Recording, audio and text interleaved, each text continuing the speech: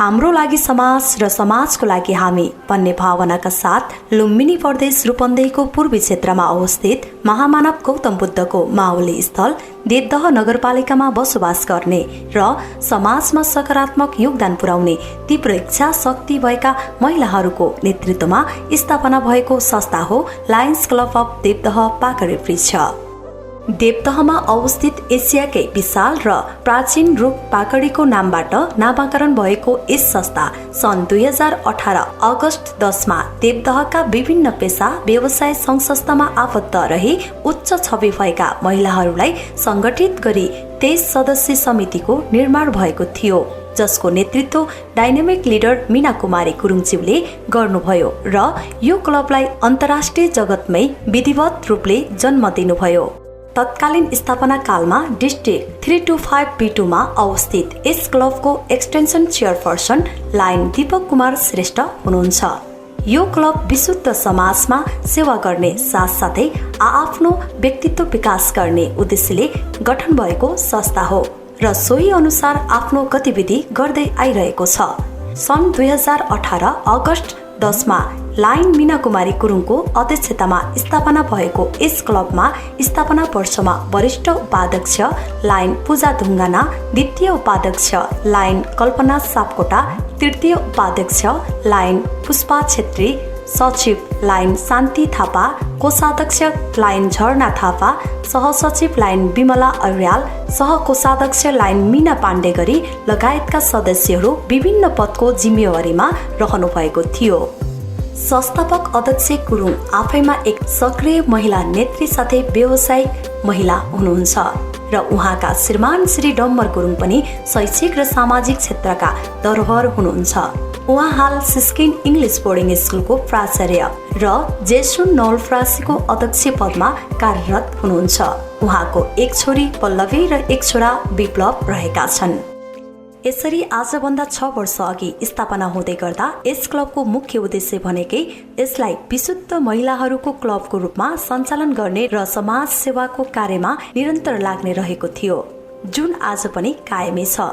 यस संस्थाले स्थापनाको पहिलो वर्ष भएको र पदाधिकारी र सदस्यहरू लायनिजम प्रति जानकार नभएको हुँदा यो वर्ष लायन्सको मूल्य मान्यता बुझ्ने र बुझाउने यात्रा बढी अग्रसर भयो, जसको लागि डिस्ट्रिक्टका विभिन्न कार्यक्रममा भाग लिने र क्याबिनेट बैठकमा र सम्मेलनमा सहभागिता जनाउने कार्य सहयोगी बन्न पुग्यो।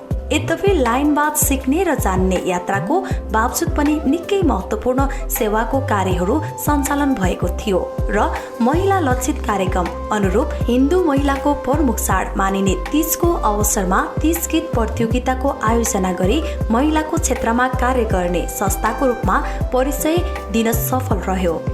यसरी सन् 2018 मा नेतृत्व लिनुभएको गुरुङले पुनः सन् 2019 पनि गरी 2 कार्यकाल नेतृत्व सम्हाल्नुभयो र सेवाका कार्यलाई निरन्तरता दिँदै क्लबको बलियो जग बसाल्ने कार्य गर्नुभयो।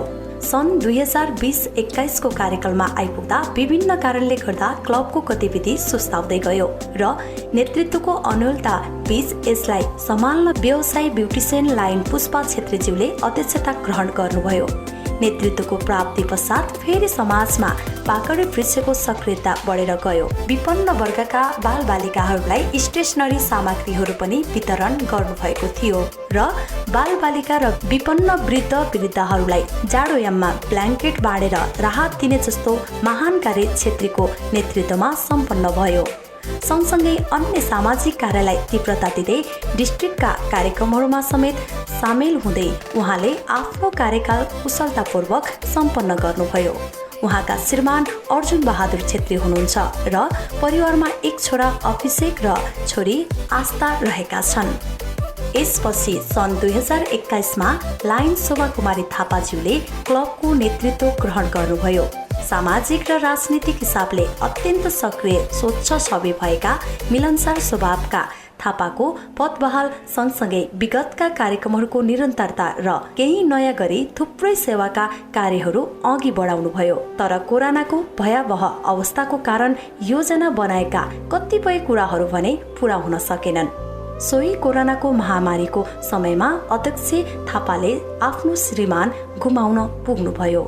त्यो पीडादायी शोकको अवस्थामा पनि हिम्मत र साहस जुटाउँदै उहाँले क्लबको कार्यहरूलाई निरन्तरता दिँदै जानुभयो र समाज प्रति पूर्ण रूपमा समर्पित एउटा कर्मठ लिडरको उदाहरण बन्न पुग्नुभयो। सोही समयमा उहाँले आफ्नो लिडरसिपलाई विभिन्न सेवाका क्षेत्रहरूमा सरिक गराउनुभयो, जस अनुरूप रक्तदान कार्यक्रम तथा सुगर परीक्षण कार्यक्रम क्लबको इतिहासमै पहिलो र महत्त्वपूर्ण मानिन्छ। उहाँका श्रीमान स्वर्गीय चेत बहादुर थापा हुनुहुन्छ र परिवारमा 3 छोरा शिवकुमार थापा, गगन सिंह थापा र सागर सिंह थापा र एक छोरी उमा सिंह थापा रहेका छन्। यसरी सन् 2022 सम्म आइपुग्दा लायन्स क्लब अफ देवदह पाकडी वृक्षमा लायन्सवादको पूर्ण रूपमा विस्तार भयो र समाज सेवाको उदाहरणीय कार्यक्रमहरू र डिस्ट्रिक्टका कार्यक्रमहरूमा बलियो उपस्थितिको कारण नै रूपन्देहीको पूर्वी क्षेत्रको सक्रिय क्लबको रूपमा डिस्ट्रिक्टमा चिनिन थाल्यो। यसै बीचमा सन् 2022-23 को क्लबको नेतृत्व लाइन मीना पाण्डे पुनमज्यूले लिनुभयो। डिस्ट्रिक्ट 325B2बाट 325B भएको ऐतिहासिक परिस्थितिमा अध्यक्ष बन्ने मौका पाउनुभयो। उहाँ पेसाले ब्युटिसियन हुनुहुन्छ र आफ्नो पेसागत व्यस्तताको बावजुद पनि नयाँ जोश र जागरका साथ लायन्स क्लब अफ देवदह पाकडी वृक्षको अध्यक्ष भएर डिस्ट्रिक्टले राखेका विभिन्न ट्रेनिङहरूमा सहभागी हुने र हामी सेवा गर्छौं भन्ने उद्देश्यले सञ्चालन गरेका सम्पूर्ण कार्यक्रमहरूमा सहभागिता जनाउनुभयो। अध्यक्ष लाइन मीना पाण्डेको कार्यकालमा देवदह 8 मा अवस्थित पाकडी वृक्षमा वेलकम बोर्ड र शुद्ध खानेपानीको व्यवस्थापन गरेर क्लबको नाम उच्च स्थानमा रहने गरी योगदान पुर्याउनुभयो। साथै गभर्नरले राख्नुभएका थीम अन्तर्गतका सम्पूर्ण कार्यक्रमहरू सञ्चालन गरेर पाकडी वृक्षको इतिहासमै पहिलो पटक क्लबलाई डिस्ट्रिक्ट क्याबिनेट मिटिङमा विभिन्न विधाहरूमा अवार्ड समेत जिताउन सफल हुनुभयो। उहाँकै कार्यकालमा आफ्नो जन्मदिनको अवसरमा अध्यक्ष पाण्डेले मातापिता गुमाएकी 8 वर्षीय बालिका सदीक्षा भट्टराईको अभिभावकत्व ग्रहण गर्दै खड्क माविमा कक्षा 12 सम्म अध्यापन गराउने जिम्मेवारी समेत लिनुभयो र सोही विद्यालयमा डस्टबिन समेत वितरण गर्नुभयो। उहाँका श्रीमान भीम पाण्डे हुनुहुन्छ र परिवारमा सफल र प्रिन्स गरी 2 छोरा रहेका छन्। यसरी दर्जनौं सेवाका कार्यहरू गरी अध्यक्ष पाण्डेले आफ्नो कार्यकाल पूरा गर्दै सन् 2023-24 को नेतृत्व लाइन झरना गुरुङज्यूलाई हस्तान्तर गर्नुभयो र उहाँले नेतृत्व ग्रहण गरे सँगसँगै लायन्स क्लब अफ देवदह पाकडी वृक्ष नयाँ ढङ्गले समाज सेवाको क्षेत्रमा अग्रसर भयो। देवदहकै प्रतिष्ठित सहकारी नवप्रभात महिला बचत तथा ऋण सहकारी संस्थाको व्यवस्थापक जस्तो महत्त्वपूर्ण जिम्मेवारीमा समेत रहनुभएका गुरुङ डिस्ट्रिक्टले राखेको विभिन्न कार्यक्रम, तालिम र कन्भेन्सनमा सरिक भई गभर्नरको थीम अन्तर्गतको सम्पूर्ण कार्यक्रमहरूलाई निरन्तरता दिनुभयो र क्याबिनेटका बैठकहरूमा समेत सहभागी भई क्लबलाई सक्रिय ढङ्गले सञ्चालन गर्नुभयो। उहाँले आफ्नो कार्यकालमा सिग्नेचर कार्यक्रमको रूपमा महिलाहरूको क्लब भएको हिसाबले पनि महिलाहरूमा रहेको पाठेघरको समस्याको लागि सर्वसाधारणमा सचेत गराउने र त्यससँग सम्बन्धित समस्याको निवारण गर्ने पवित्र उद्देश्यका साथ विभिन्न स्थानहरूमा पाठेघरसँग सम्बन्धित शिविर सञ्चालन गर्नुभयो र डिस्ट्रिक्टमै क्लबको नाम राख्न सफल हुनुभयो। साथै विभिन्न विधामा क्लबलाई अवार्ड समेत जिताउन सफल हुनुभयो।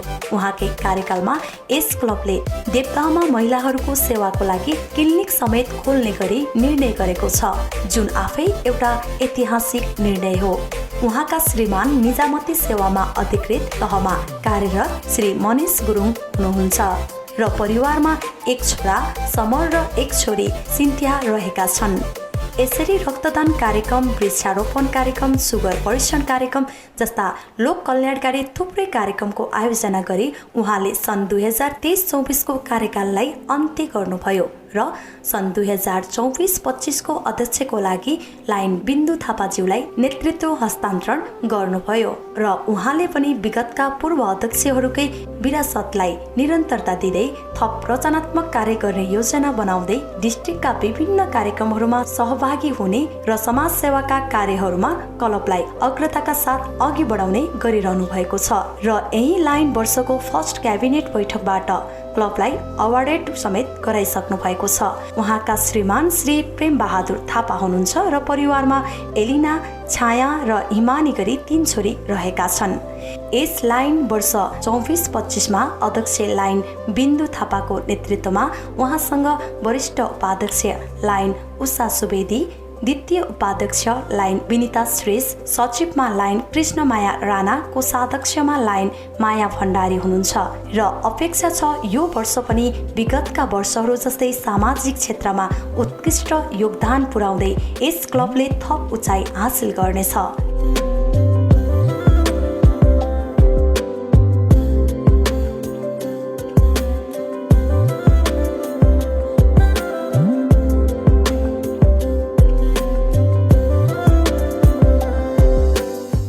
साथै यस क्लबको स्थापना कालदेखि हालसम्म हाम्रो यस क्लबलाई साथ दिने सम्पूर्ण हाम्रा लाइन साथीहरू हजुरहरूको दरिलो साथ र सहयोगलाई हामी हार्दिक नमन साथै कृतज्ञता व्यक्त गर्न चाहन्छौँ।